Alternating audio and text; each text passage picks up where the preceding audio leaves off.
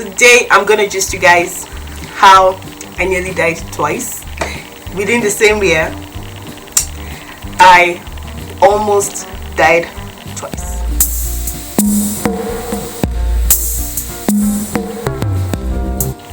You're welcome to my channel. If this is your first time, you're highly welcome. I hope you guys stay. Please subscribe, give me a thumbs up, like my channel. You can check out the other videos too. If you're a returning sub guy, thank you. I really appreciate you and I love you. I love you so much. Thank you for coming back.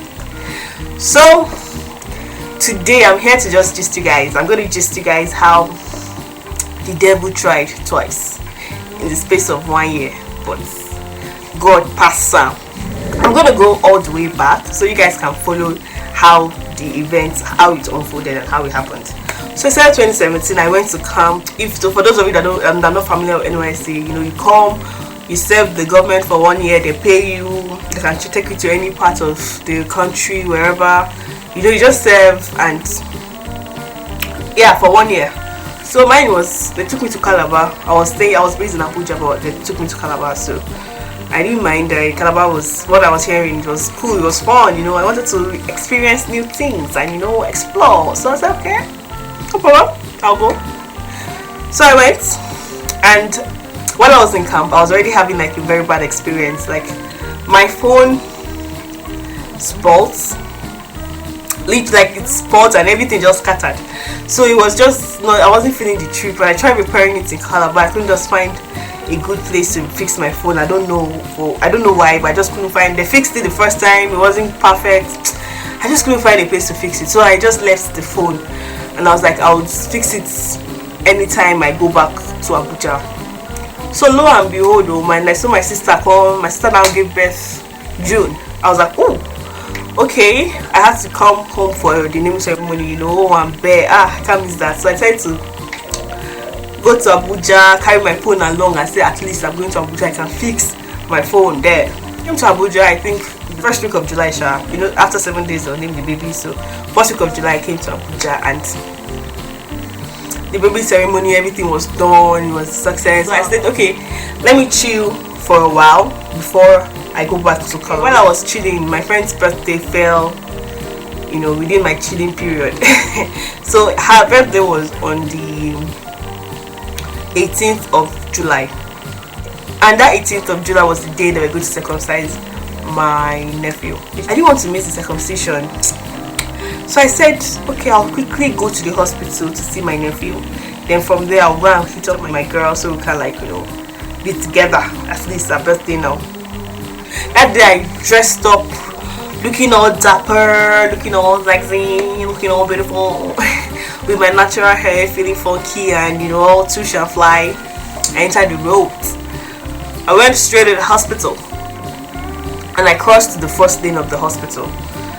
So it was now the time to cross the second lane. I stayed on the road for a while. So I wanted to cross. The jeep now was approaching. He now stopped. It stopped for me to cross, so I was crossing.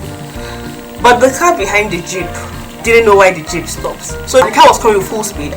So he just swapped his hand, and he didn't know I was crossing. So then I was just crossing like this, and as I was coming, he just hit me. Guy, I flew to the other side of the road, like no jokes. I flew to the other side of the road, and I could remember vividly that when I woke up, I was unconscious for a few minutes. But when I woke up, the first thoughts that came to my mind was, why am I sleeping on the road? Like, people would think I was mad. And I opened my eyes fully, I saw people everywhere were just looking at me, and so they were able to stop the vehicle that hit me. And while they were still trying to pacify, they were like, "Auntie, no stand up, no stand up, you don't know what's not break for your body." And I was on the floor, and I just started thinking oh my god, I was actually hit by a car. And I started feeling serious pains, pains on my face, pains in my ear, my leg. I was feeling serious pains. And I just stayed for, the people were still, I was still trying to stand, and they were like, I shouldn't stand, I should sleep, but they were just pushing me down. I just got angry, please, I'm in front of a hospital. Staying here would not do anything. Let me just enter the hospital. And that's how they're like, okay. They helped me up, and carried me to the emergency ward. I entered, I explained what happened, and they gave me a bed immediately, and they attended to me. Next thing, they brought the guy who hit me. It was a young guy with Benz. You know these young Abuja boys now with Benz, but I have no money in their pockets. I now called my sister and told them where I was. They now came and my sister was crying, my mom was crying. I was like, I called my friend, I said, guy, I can't come home. I've been hit by a car. She was like, oh my god, are you serious? Like, what happened? You know, I was telling everybody that, guy, I'm a survivor. I'm a survivor, man. I got hit by a car and I'm standing. So that's how I did. I was treated. The guy didn't have money to even pay full medical bills, so I just took some. I did some of it myself. He paid for my medical bills, like a little bit of it, but I continued myself. It took me a while for me to. I had like a bruise here. Was it here? Then my ear as well. Then my leg. I stayed for a few weeks more in Abuja just to visit the hospital. I was going to the hospital and everything. At some point, I said I can't take it anymore. I have to go back to Calabar. So I had not fully recovered though. I still had my bruises and everything, but I was like, I can't stay here. So I carried myself and I went back to Calabar, right? I gave my testimony of how God saved my life.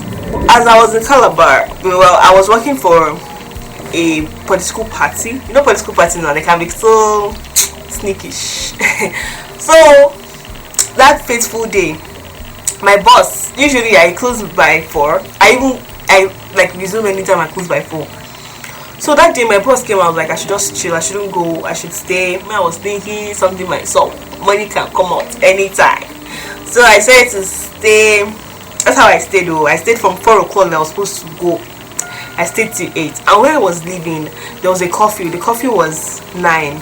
When it was 8, I was like, I can't stay anymore, I have to go home, because it would take me like almost an hour to get home. So I was like, I can't, let me just go home. Anything bad that's about tomorrow, they would tell me what happened. That's how I went home. I got home and my boyfriend at that time was like, oh, like, babe, I should just go upstairs and I should rest, I should just shower, that what will I eat? I was like, I don't feel like eating provisions though, but I'll try to take it like that. That's fine. It's already very late to go and buy food, and my area was not really so safe. So he said I should not worry, I should just go upstairs. He was like, he was going to go out and get me food. I was like, you shouldn't worry, don't go out to get me food, just stay, let me just go and shower and come back and prepare myself for devotion, because we usually have morning and night devotion. So I was like, you should just not worry. That was how I went upstairs, showered, came back. Coming back downstairs, I know see Oga. I asked everybody, they think he went out. I called his number and he didn't pick. So went out. Okay, I went out of the gates with my phone that I had repaired. I had repaired my phone from Abuja. I came to Calabar. Let me just enjoy my phone. Carried my phone out of the gates and I was like, okay, let me call. I was just literally in front of my gate and I was like, let me just call him so he can tell me where he is, or at least let me know where he is, because this neighborhood is not so safe. That's how I was pressing my phone. I called. He wasn't. I don't know. I was not going through. He wasn't picking. I can't even remember what was happening, but I wasn't just getting through to him. So I kept on calling and calling. As I was calling, my friends came out of the gate to go get something in the next compound. So I was still like, okay, let me just try and call at least and just chill. I was just by my gate, and I noticed as I was pressing my phone, I was conscious, like pressing my phone. You get, like, I would press my phone and I would look up to see if anybody was around. So I was very observant, but unfortunately I wasn't as observant as I thought. That was how the guy that was coming in front of me, it was 1 second he was just by the other side of the road, and the next second he was by my side with a knife telling me to give him my phone. And I was like, I just popped, like my head stopped functioning for like a split second. I was just hearing, give me your phone, and I was so shocked. At first I thought it was a guy that was just standing, like it was my compound, and because he looks like someone that was in my compound, I was staying with me, and I was like, stop Joe, why are you Why? What kind of joke is this? And I looked at the knife. I knew this knife was not from that house. The knife was not from that house. The knife was shiny, it was new, and it was sharp. So I was like, I knew he was serious. And he was like, give me your phone. I said, give me your phone, I'll kill you now, give me your phone. Ogbeni. As the guy was talking, my mind was just in a million places. I was like, oh my god. First, I started thinking, this phone that had suffered me, like I just repaired this phone. I've not used it this entire year. I can't count how many times I'd used that phone, and the guy wasn't taking the phone from me. My phone that I've used all my savings to repair. I was like, please calm down. I'm going to give you my phone. Just please calm down. And that was how, as I was telling him, we were standing like straight up. Then I was now turning him to the side. So I was turning him to the side. And I turned him to the side that I could run, but I forgot that I had a bad leg from the accident, so I couldn't run. I just took 3 steps and I fell yakata on the floor. The guy came and as I took this and I fell, I was even thinking the guy would have gone, but the guy still looked at me and was bringing knife. Like this one, he was aiming at me like, you they try me, but today you will die.